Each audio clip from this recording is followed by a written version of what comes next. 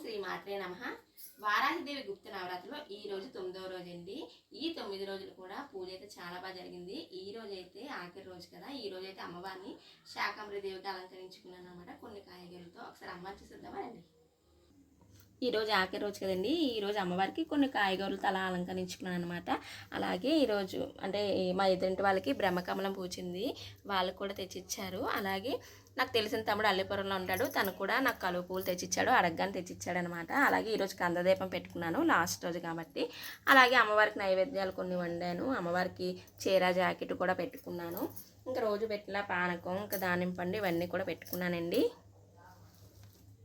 ఇంకా పూజ అయితే చాలా బాగా జరిగింది. ఈ 9 రోజులు కూడా ఏ ఆటంకం లేకుండా అమ్మవారు అయితే పూజ చాలా బాగా జరిపించుకున్నారండి. ఇంకా కలువ పూలు అంటే నాకు కావాలి అనేసి తమ్ముడిని అడిగాను, అల్లిపురంలో ఉంటాడు గణేష్ తన పేరు.